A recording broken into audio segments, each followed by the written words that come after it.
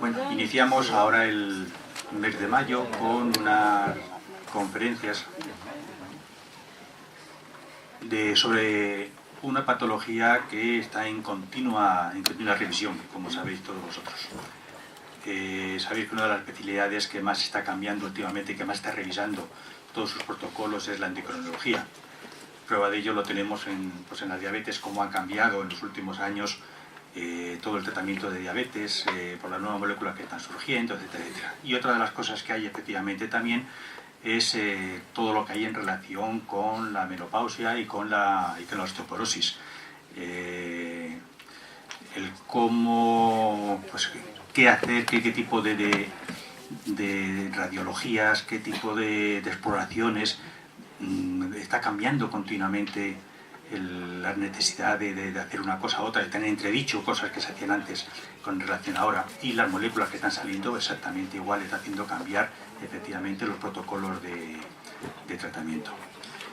Para ello hoy tenemos a dos conferenciantes, una ya muy conocida por todos vosotros, de la unidad de endocrinología del Hospital General de Segovia, Cristina Abreu, que no hace falta hacerla ninguna presentación, y que quiere aprovechar, ahora que ella está aquí, para darle la felicitaciones en lo que le corresponde a ella como consorte, porque sabéis que han nombrado secretario de la Asociación Española de Diabetes a su marido, a Fernando.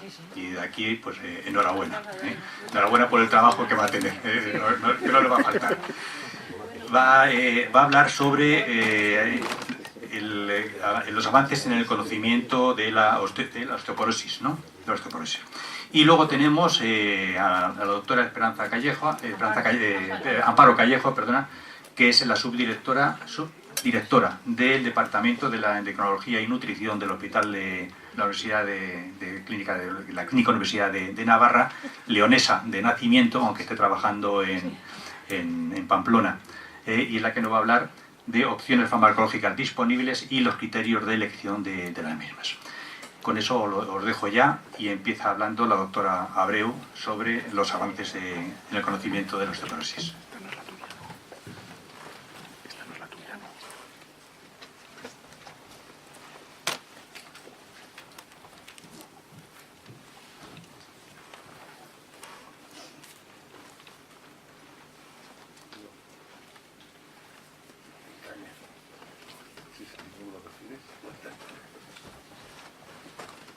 ¿Se me oye? Sí, ¿no? Sí.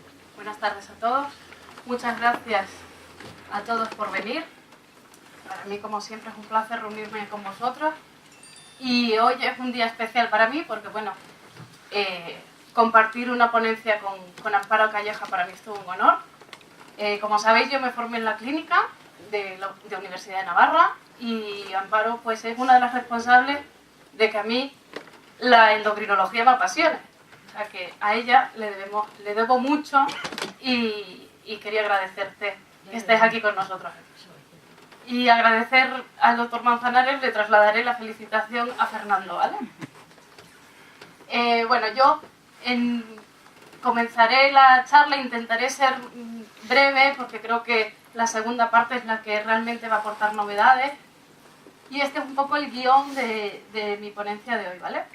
Vamos a ver un poquito, muy brevemente, de la estructura y función del esqueleto. A continuación hablaremos un poquito de biología ósea para entender los nuevos mecanismos de acción de las nuevas terapias farmacológicas que hay para el tratamiento de la osteoporosis. Recordaremos qué es la osteoporosis y cómo se diagnostica en estos momentos, las consecuencias clínicas de la osteoporosis y las necesidades médicas que nos plantea una enfermedad tan prevalente como es la osteoporosis a nivel mundial y a nivel europeo. Bueno, pues recordando un poco, el esqueleto es un órgano amplio, dinámico, compuesto por más de 200 huesos, con funciones mecánicas para darnos estabilidad y movimiento, protectoras, protegernos de traumatismo, y metabólicas, es fundamental en la homeostasis mineral de nuestro medio. Está formado por dos tipos de hueso. Recordar que el hueso, pues si hacemos un corte sagital, tenemos el hueso cortical, que es la capa más compacta del hueso, que viene siendo aproximadamente el 80% de la masa ósea total, y el hueso trabecular o reticular, o el hueso esponjoso, como también se puede llamar, que es la zona interna y que supone más o menos el 20% de la masa ósea total.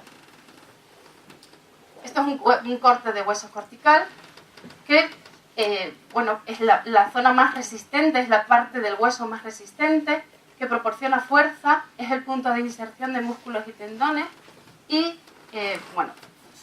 nos protege fundamentalmente contra traumatismos fuertes. Tiene una tasa de recambio de un 2-3% al año, a diferencia del hueso trabecular, que es la zona interna, el hueso esponjoso. Esta es una microscopía electrónica de hueso esponjoso normal, osteoporótico, perdón, que es una red esponjosa, con el 20%, supone el 20% de la masa ósea total, tiene una tasa de recambio mucho más alta que la del hueso cortical y su función esencial es mantener el metabolismo mineral y nos da elasticidad en los huesos.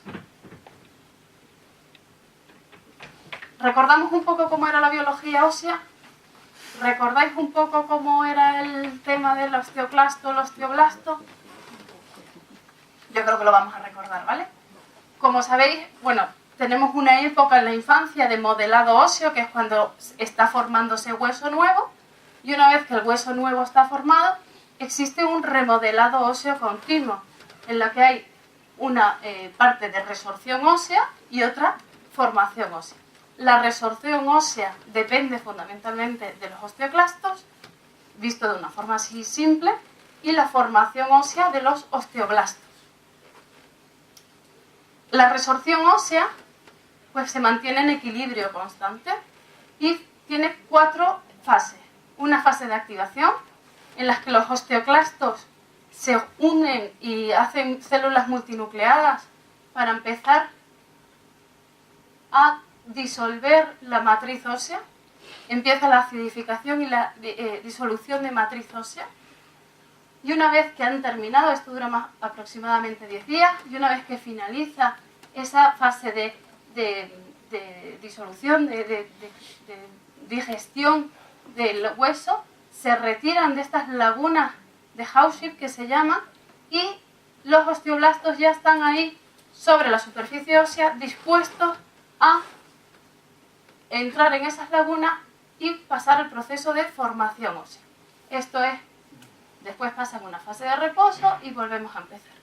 Esto, cuando se mantiene en equilibrio, la densidad mineral ósea no se ve afectada. Cuando hay más resorción que formación, pues es cuando la densidad mineral ósea va a verse disminuida, va a haber problemas de disminución de densidad mineral. Esto es un osteoclasto, ¿vale? Y esta es la laguna de resorción, ahí es donde se ubica para empezar a disolver la matriz ósea y pasar después a la formación de hueso nuevo.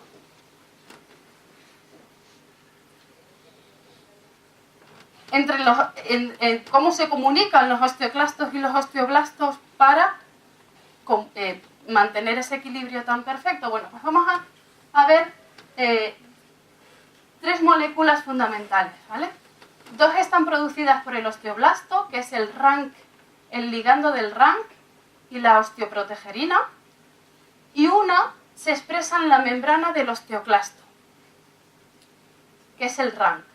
El ligando del RANK, como os he dicho, se expresa por los osteoblastos y se fija en el osteoclasto al RANK, y es el que estimula esta unión, es lo que estimula al osteoclasto para la formación y la supervivencia. Disminuye la apoptosis programada del osteoclasto.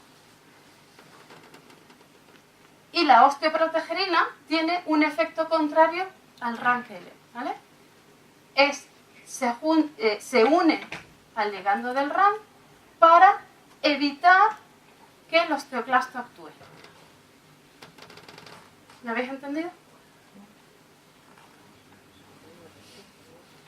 Ligando del RANK. Y el RANK está en el osteoclasto. Ahora lo vemos, ¿vale? A ver si así lo entendéis. Este es el osteoblasto, Y este es el ligando del RANK, es la proteína que producen los osteoblastos. Este es el osteoclasto con el RANK, con el receptor. Cuando se junta el ligando del RANK y el RANK, el osteoclasto se activa y pasa a ser un osteoclasto activado y puede iniciar la resorción ósea.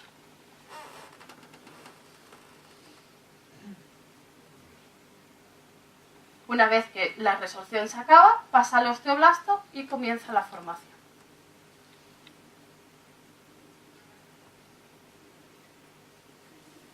Vamos a ver la osteoprotegerina. Recordar, este es el ligando del RANK, tenemos el osteoclasto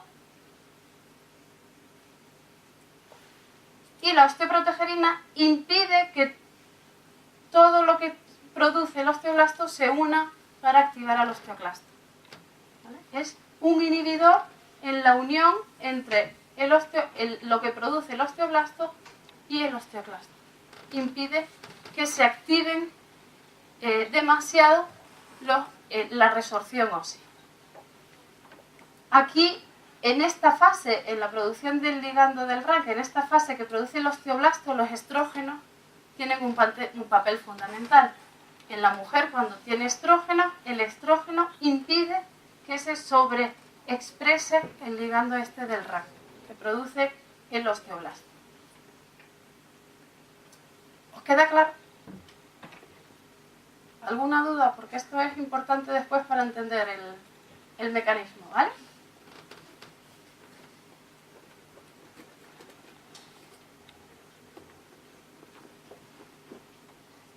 Y después pasa la formación.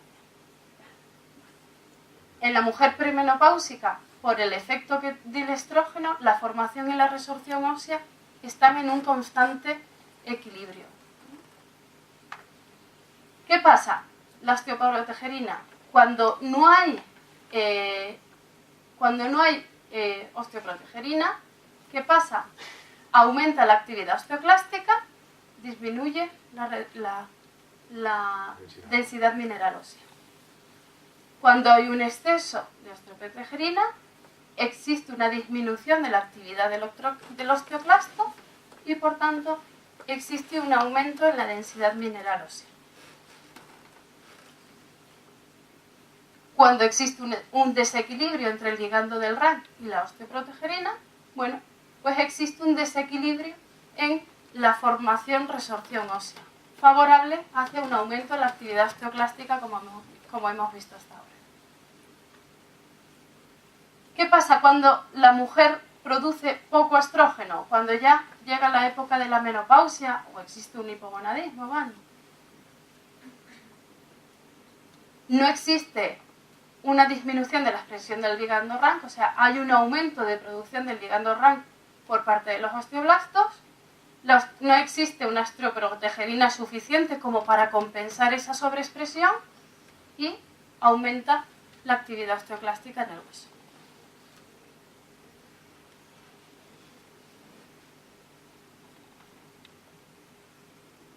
Que los osteoblastos activos no son capaces de cubrir, ¿vale?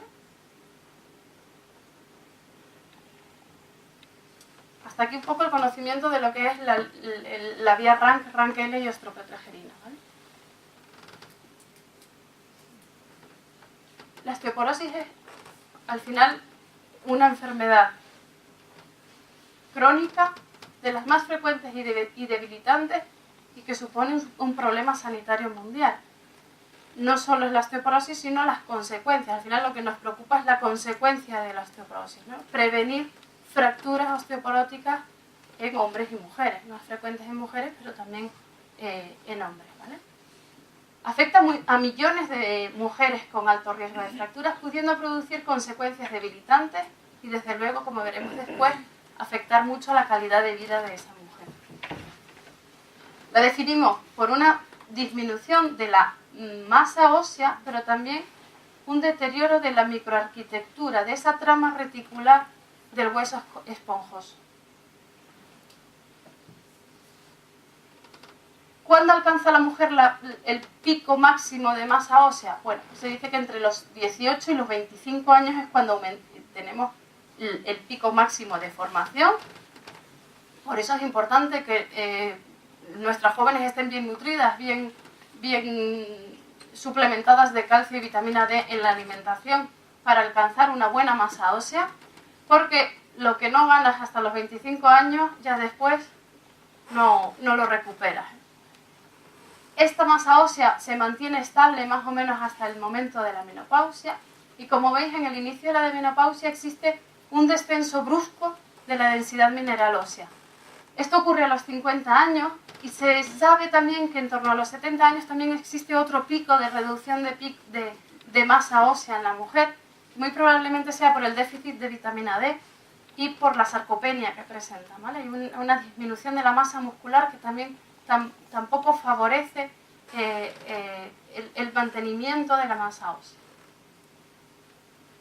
Como sabéis, ahora mismo el método de diagnóstico de la osteoporosis usamos la densitometría ósea, el DEXA.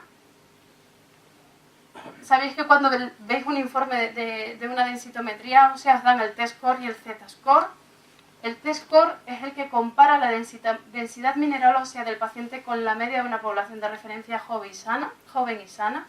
Este es el parámetro que se utiliza de forma habitual en el diagnóstico de la osteoporosis, ¿vale? El Z-score se utiliza normalmente en niños y en mujeres muy jóvenes.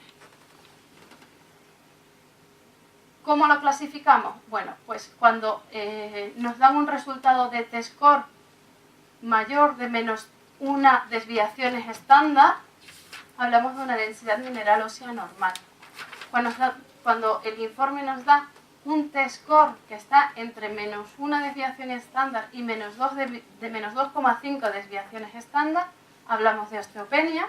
Y cuando el T-score está por debajo de menos 2,5 desviaciones estándar, diagnosticamos ya de osteoporosis.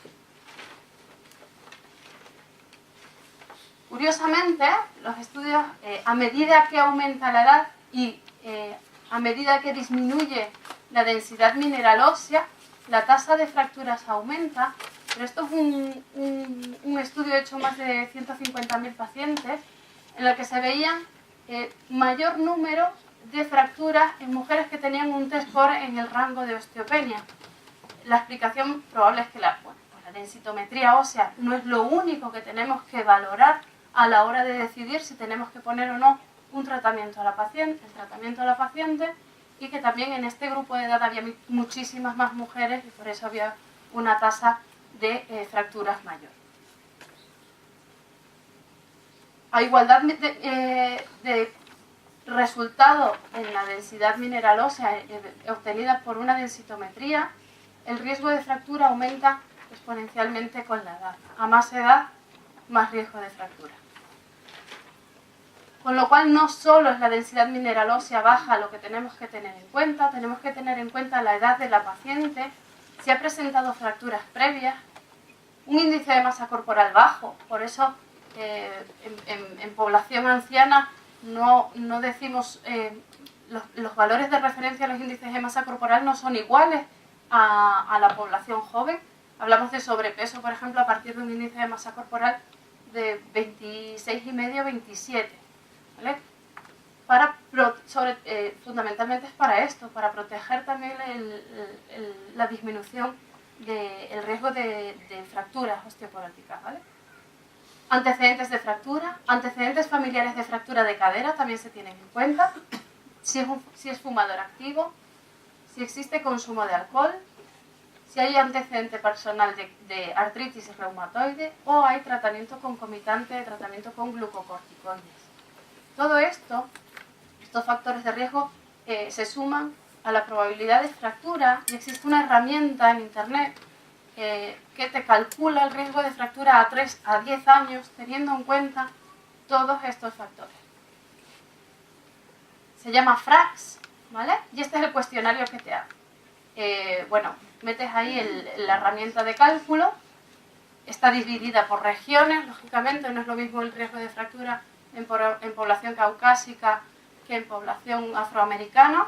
Entonces te metes, metes el país al que pertenece la paciente, edad, sexo, peso, talla, presencia de fracturas, antecedentes de fractura previa, antecedentes familiares de fractura, pues todos los factores de riesgo que hemos comentado antes, y te permite meter el test score del cuello femoral, ¿vale? Medido mediante DEXA.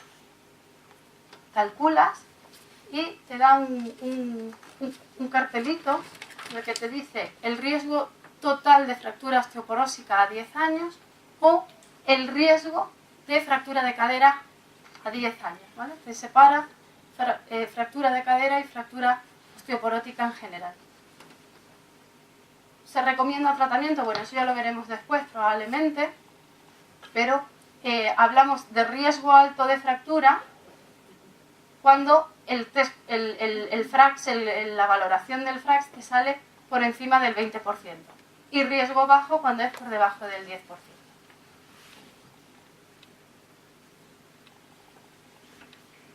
Como hemos visto hasta ahora, la osteoporosis afecta a más de 200 millones de personas en el mundo. Es una enfermedad muy prevalente.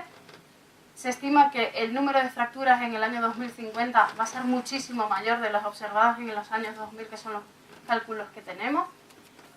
La complicación más importante y lo que más se teme es la fractura de cadera, pero también es importante tener en cuenta que no solo se fracturan las caderas y las vértebras, que las muñecas, existen tibias, peroné, hay otras fracturas osteoporóticas en otras localizaciones, y que existe un aumento de la prevalencia mundial de fracturas de cadera.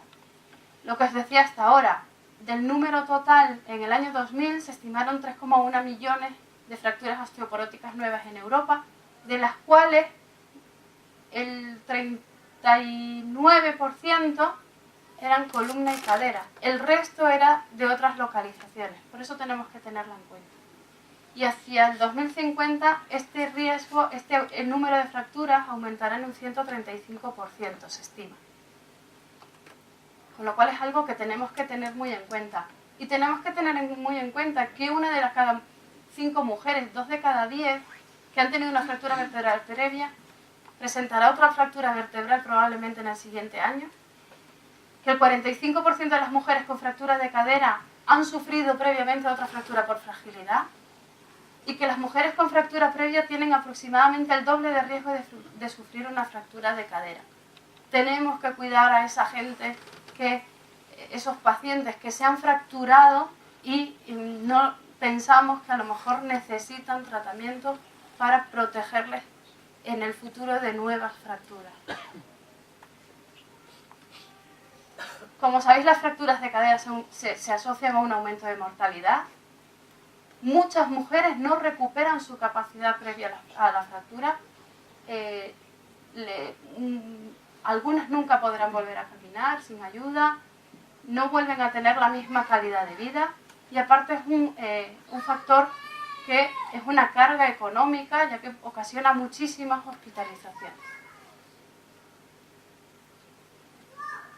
Los pacientes tienen mucha menor calidad de vida. De hecho, el 80% comentan que existe dificultad para seguir a cabo su vida diaria normal. El 40% te dice que no tiene capacidad para volver a caminar de forma independiente, y más del 20% después de una fractura de cadera necesitan ingreso en una residencia. Esta es la evolución de una mujer que tiene fracturas vertebrales de repetición. Hemos visto que si hay una, en el siguiente año se puede producir otra, y así es como vemos a muchas de nuestras pacientes. Y este paciente se mete en una espiral en la que le duele la espalda, se le deforma la columna, la capacidad pulmonar disminuye, aparecen problemas pulmonares, pierden el apetito, no duermen bien, disminuyen su actividad porque no pueden. Esta disminución de actividad provoca más disminución de masa ósea, y nos vamos metiendo en un círculo vicioso, en una espiral de la que es difícil sacarla.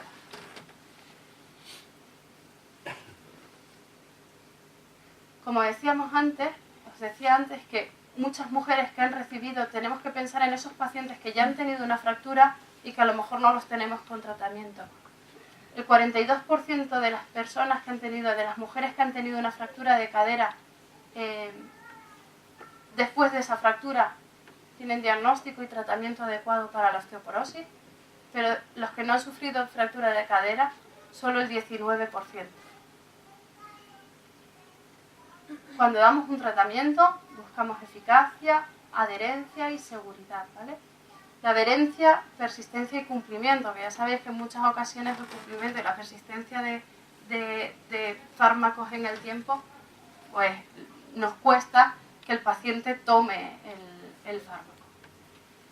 Con respecto a los tratamientos, a los bifosfonatos, se ha visto que existe una disminución temprana, una reducción rápida de la adherencia, pero que al cabo de 3 años, tan solo el 20% de los pacientes siguen adecuadamente el tratamiento farmacológico puesto para la osteoporosis y para prevenir nuevas fracturas.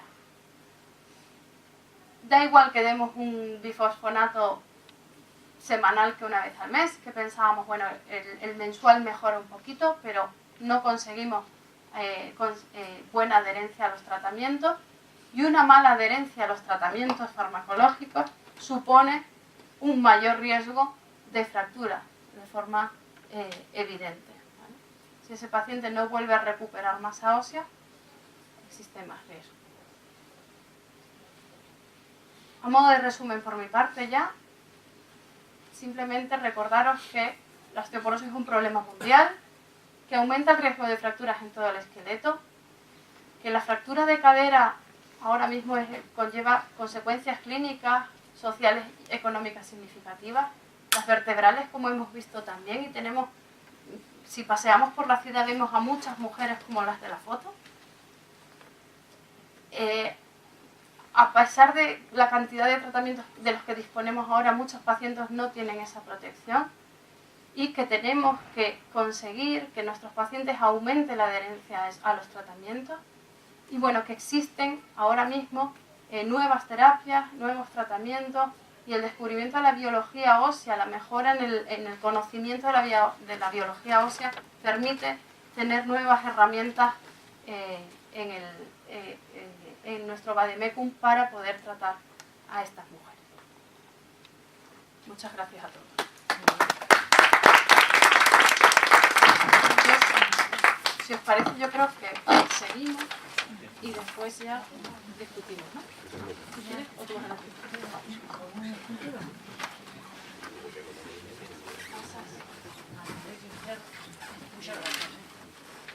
Muchas gracias por su presencia aquí.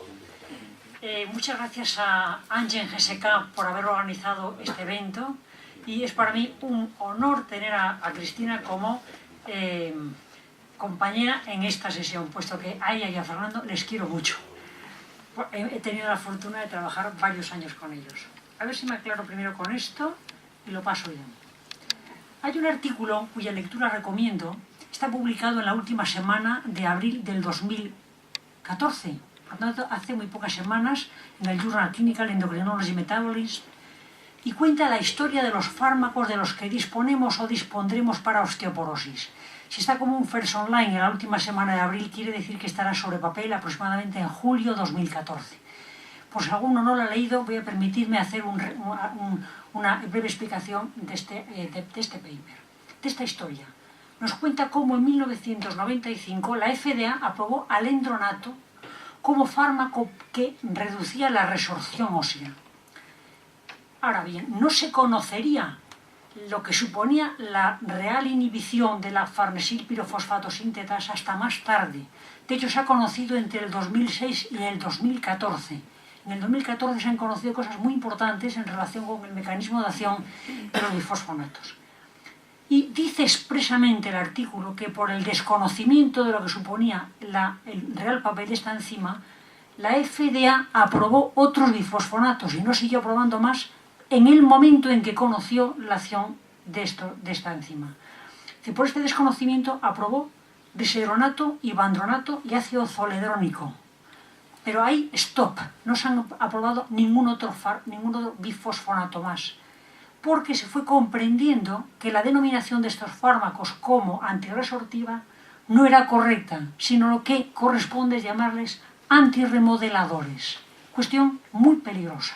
Es decir, no reconstruyen la microarquitectura ósea, que es en realidad la enfermedad que nos ha explicado Cristina. En este artículo publicado en este año en Bonn, también del mes de abril, nos cuenta realmente qué sucede con los bifosfonatos. Los bifosfonatos hacen que el osteoclasto activo se vaya reduciendo su actividad paulatinamente hasta que entra en apoptosis. Por lo tanto, mata el osteoclasto, pero el hueso necesita un equilibrio entre el osteoclasto y el bifosfonato. Esto es lo que sucede realmente cuando nos están diciendo que no podemos utilizar los bifosfonatos más de 3 años. Es decir, la fisiología ósea queda totalmente pervertida. Me parece que es una forma muy gráfica de explicarlo. Volviendo al artículo anterior de la historia de los fármacos aprobados para osteoporosis, por cierto, los autores de este artículo son 2 conspicuos en materia de metabolismo óseo y fármaco, que son Nelson Watts y John Bailey-Sikian, es decir, 2 personas que saben muy bien lo que están diciendo.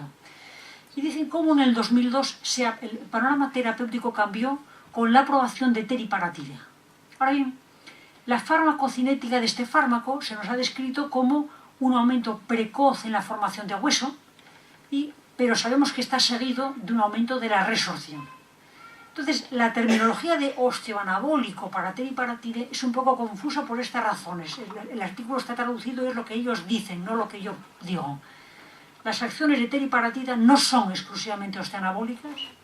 Sus efectos también se asocian en el tiempo a un aumento de la resorción, y los efectos osteoanabólicos son de relativamente corta duración porque son de 2 años. Esta es la razón por la que Michael Ominsky, en el Congreso de ASMR, Metabolismo del Calcio, en Baltimore, en el 2013, explica que la real razón por la que no debemos utilizar teriparatide más de 2 años es porque aumenta la porosidad intracortical. Es un fármaco fantástico, no lo usamos más de 2 años por esta razón. En el 2010,